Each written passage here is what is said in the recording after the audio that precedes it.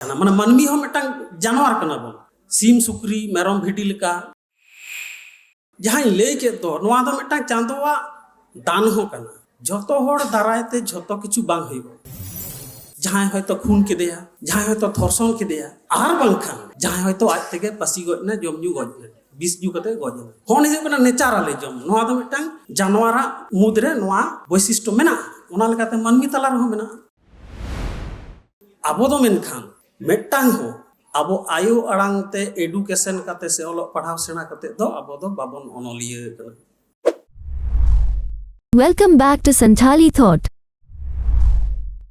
आजा साताम दो हुयुग करा promoting Santal literature among the youth challenges and opportunities जुआन को तलारे सांतड़ी साहेत लाहंती जांगे दाराम आर दाव को ओना चितार किन गालोचा नितवा जहां या पेपर मेना से गालोच तेना जहां साताम मेना ओना दो सभा गमके लई केत गया जुआन को तलारे सांतड़ी साहेत रेया लाहंती जांगे दाराम आर दाव को तो साहेत दुलड़िया कना बन सांतड़ी पारसी ते साहेत बन चर्चा इदिया बन तो साहेत ओका लेकाते आरो हराबुरुआ आरो स्टैंडर्डाइजेशन होयोआ से दाड़माकाड़ साहेत तैयारोआ नोआ सानाम कोगे अब कुरुमुटु रे मेना बोना साउते साहेत जगत रे जुआन कोगे पहिले को लाहा हिजुआ जुआन खन आदो को पुरुधुलुआ और साहेत चर्चा को उनका के केटेज इदिया तो कम बेसी तो बन बढ़ाई गया साहेत दो चेत कना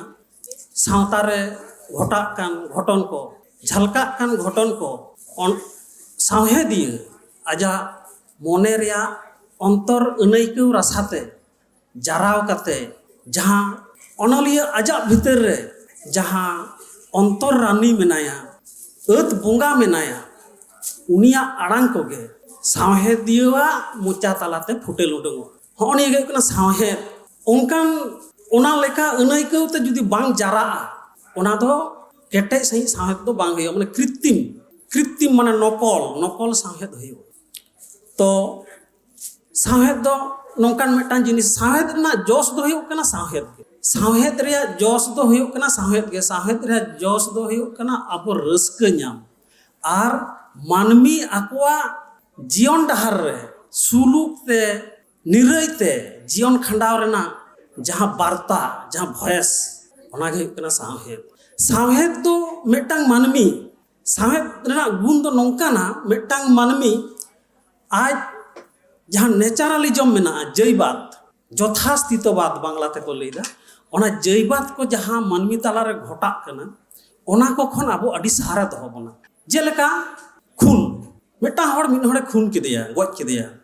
नोआ दो किंतु मेटांग जानवर रेया मेटांग कैरेक्टर कना माने मानमी हो मेटांग जानवर कना बन सीम सुक्री मेरम भिडी लेका तरुप खन एहब कते जतो जियली मेना कोआ उनको जियली लेका के मानहियो मेटांग जीवन जियली कना एवं उनको मध्य रे ओना कैरेक्टर दो मेना मेनखान मानमी दो आको विशेष वैशिष्ट्य तालाते सावता तालाते अबो धरती रे सोरेस मिटान जीवी अब धरती बन दखल दा से बन शासन दा शासित दा नोंकान मिटान जीवन प्राणी से अब जियली कना बन आरकी जे अब जीव बिना तो साहेद तो ओका ठने कमी दा अब साहेद होय जहां नेचारलिज्म को घटा कना ओना दो हुयुग कना जहां हयतो खून के देया जहां हयतो थरसन के देया आर बांखान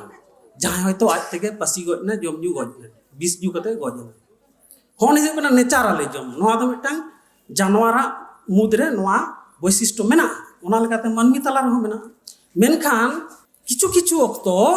ओना जहां सावता nyutuman साहेद nyutuman जहां आभरण मेना जहां चादर मेना ओना चादर ते अब मानमिया जहां ओना जानवर रूप ओना दो ओयो पटम काते दापाल काते मेना मेनखान माझे मध्य नौका चेदा हुयुग कना चेदा से जेहेतु अब दो जानवर कैरेक्टर मेना तबना उन अक्तो ओना जहां सावता से साहेद nyutuman जहां चादर ते से गेंदा ते ओयो पटम मेना ओना दो भुड़ी गदो भुड़ी लेनखान गे उनकाना घटना को हुयो तो साहेद तो अब ओना घटना खुना अडी सहारा दो बना ओनाते एडुकेशन सिस्टम रे माने साहेद दो हुयो कना मिटांग বাধ্যতামূলক language and literature and cultural মানে ভাষা সাহিত্য ও সংস্কৃতি শুধু সাহেব ᱫᱚ ᱵᱟᱵᱚᱱ ᱞᱟᱹᱭᱟ ᱡᱟᱦᱟᱸᱭ ᱠᱚᱠᱚ ᱟᱵᱚ স্কুল ᱨᱮᱠᱚ ᱯᱟᱲᱦᱟᱜ ᱠᱟᱱᱟ ᱠᱚᱞᱮᱡᱽ ᱨᱮᱠᱚ ᱯᱟᱲᱦᱟᱜ ᱠᱟᱱᱟ ᱥᱩᱫᱷᱩ ᱡᱮ ᱥᱟᱱᱛᱟᱲᱤ ᱛᱮ ᱯᱟᱲᱦᱟᱜ ᱠᱟᱱᱟ ᱠᱚ ᱵᱟᱝ ᱥᱟᱱᱛᱟᱲᱤ ᱯᱟᱹᱨᱥᱤ ᱥᱟᱶᱦᱮᱫ ᱟᱨ ᱥᱮᱨᱣᱟ সাহিত্য সংস্কৃতি ᱦᱚᱸᱜᱼᱚᱭ ᱱᱚᱣᱟ ᱠᱚ ᱡᱷᱚᱛᱚ ᱠᱤᱪᱷᱩ ᱟᱵᱚ ᱥᱮᱬᱟ ᱦᱩᱭᱩᱜ ᱛᱟᱵᱚᱱᱟ ᱛᱚ ᱡᱟᱠ ᱱᱤᱱᱟᱹᱜ ᱜᱟᱱ ᱠᱟᱛᱷᱟ ᱞᱟᱹᱭ ᱨᱮᱱᱟᱜ ᱛᱟᱭᱚᱢ ᱫᱚ ᱦᱩᱭᱩᱜ ᱠᱟᱱᱟ ᱛᱟᱭᱚᱢ ᱨᱮ ᱚᱡᱮ ᱫᱚ ᱦᱩᱭᱩᱜ ᱠᱟᱱᱟ ᱟᱵᱚ ᱡᱩᱣᱟᱹᱱ ᱠᱚ ᱯᱳᱭᱞᱳ ᱨᱮ ᱟᱵᱚ ᱜᱤᱫᱽᱨᱟᱹ ᱠᱷᱚᱱ ᱡᱩᱣᱟᱹᱱᱚᱜᱼᱟ ᱵᱚᱱ ᱡᱩᱣᱟᱹᱱ ᱠᱷᱚᱱᱟᱜ ᱵᱚᱱ ᱯᱩᱨᱩᱫᱷᱩᱞᱚᱜᱼᱟ ᱟᱫᱚ ᱦᱚᱸᱜᱼᱚᱭ ᱡᱮ ᱢᱤᱫᱴᱟᱝ ᱡᱩᱣᱟᱹᱱ ᱚᱠᱛᱚ ᱨᱮ ᱟᱵᱚ ᱢᱚᱱᱮ ᱨᱮᱱᱟᱜ ᱢᱤᱫᱴᱟᱝ ᱥᱚᱱᱫᱤᱠᱷᱚᱱ ᱡᱟᱦᱟᱸ ᱜᱤᱫᱽᱨᱟᱹ ᱠᱷᱚᱱᱟᱜ ᱵᱚᱱ ᱡᱩᱣᱟᱹᱱᱚᱜ ᱠᱟᱱᱟ ᱮᱵᱚᱝ ᱡᱩᱣᱟᱹᱱ ᱠᱷᱚᱱ ᱥᱚᱝᱥᱟᱨ ᱮᱫᱟᱵᱚᱱ ᱥᱚᱝᱥᱟᱨ ᱠᱟᱛᱮ ᱟᱨᱚ ᱡᱤᱭᱚᱱ ᱵᱚᱱ ᱠᱷᱟᱸᱰᱟᱣ ᱮᱫᱟ ᱜᱤᱫᱽᱨᱟᱹ ᱯᱤᱫᱽᱨᱟᱹ ᱠᱟᱛᱮ ᱵᱟᱞᱟ ᱥᱟᱠᱟ ᱠᱟᱛᱮ ᱟᱨᱚ ᱯᱩᱨᱩᱫᱩᱞ ᱠᱟᱛᱮ ᱟᱨᱚ ᱚᱱᱠᱟᱜᱮ ᱢᱚᱦᱚᱨ ᱢᱮᱴᱟᱜ ᱠᱟᱱᱟ ᱛᱚ ᱦᱚᱸᱜᱼᱚᱭ ᱡᱮ ᱢᱤᱫᱴᱟᱝ ᱡᱤᱭᱚᱱ ᱰᱟᱦᱟᱨ ᱚᱱᱤᱭᱟᱹ ᱨᱮ ᱡᱩᱣᱟᱹᱱ ᱚᱠᱛᱚ ᱨᱮ ᱢᱤᱫᱴᱟᱝ ᱱᱟᱣᱟ ᱟᱹᱱᱟᱹᱭᱠᱟᱹᱣ ᱫᱷᱟᱹᱨᱛᱤ ᱥᱟᱞᱟᱜ ᱩᱯᱨᱩᱢ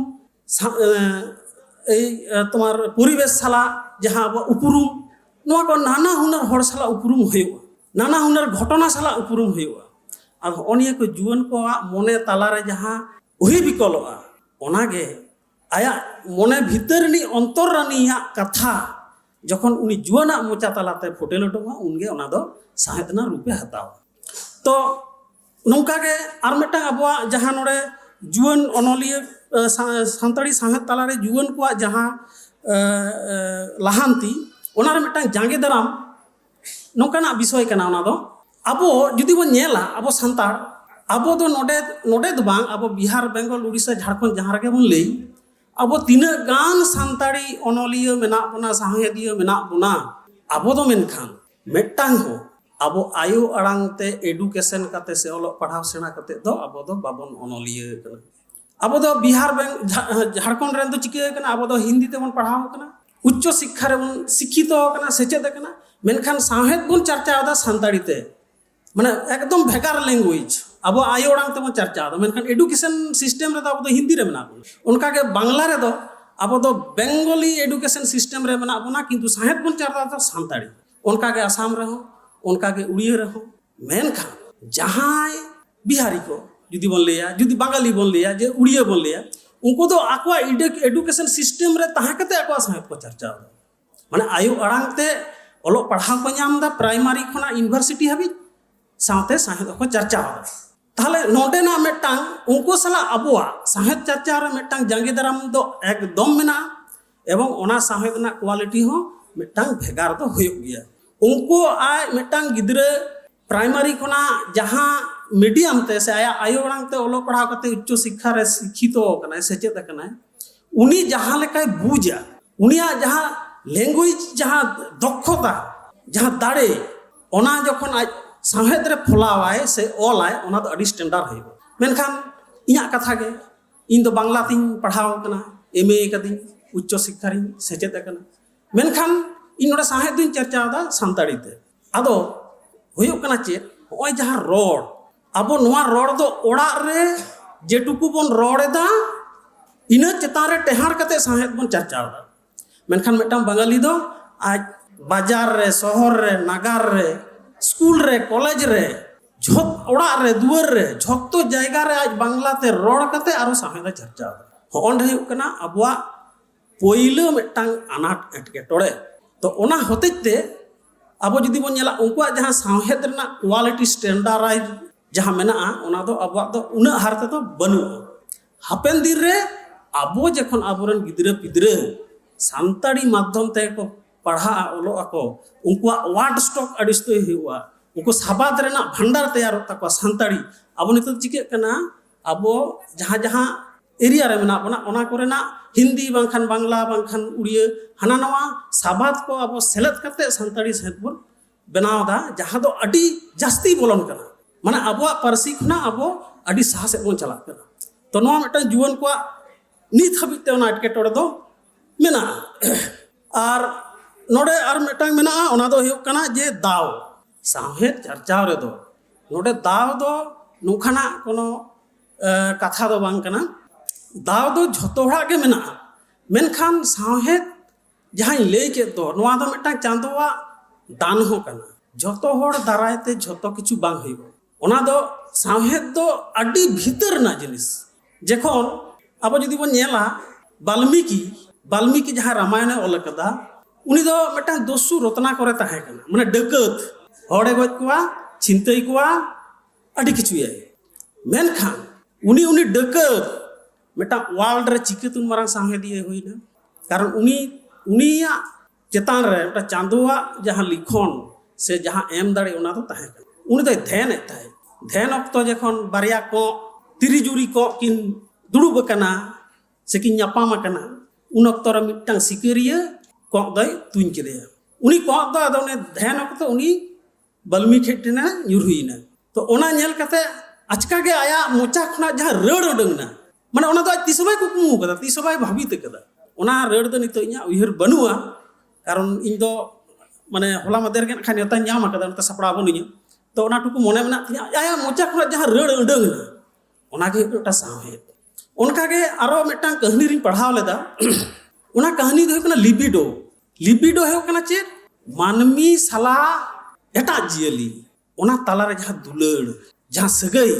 होनिया दको मेता कना साहब के लिबिडो तो बेटा ताराशंकर बंदोपाध्याय मिटन कहानी पढ़ाव लेदा ओना दो नारी और नागिनी माने तिरला ये नारी और नागिनी माने तिरला और कारी नागिन बिन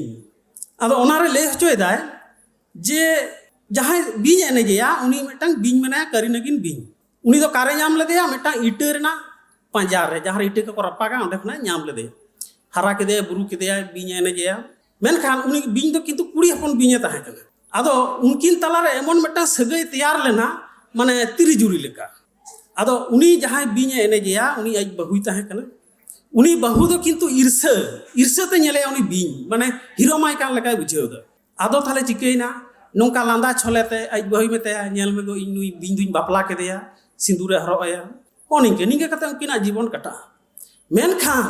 उनी बीज दो मिटा तिरले कना आदो ओना नेलते उनी सापुड़ियई बहु दो किंतु दमे एंद्रे आय तो ओंका कते जखन आडी दिन होइना आदो उनी बीज दो बीरे आड़ा हटो कदे नेलदा संसार अशांति हेउ कना तले बीज दो बीरे आड़ा हटो कदे तो उनी बहु कुड़ी हो सापुड़ी बहु कुड़ी हो गोइठाला में चलाव कना गोइठाला में चलाव कते उनी बीज नाम कदेया तिरला बीज आदो ओंडे ढेलाकते ए चपाट बड़ा केदे तो ओने मिटा किना हिरोमिया जहाँ खपरी आदो चिकेइना आयुब बेड़ा नौका के उनी बीज बीर खना हेना ओड़ा रे हेज कते आदो उनी सापुड़ी बहु गेर केदेया तो गज नाय विषाक्त बीज तोर परे उनी सापुड़िया आदो उनी बीज साब केदेया आदो उन रे ओना कहानी मुचादो कना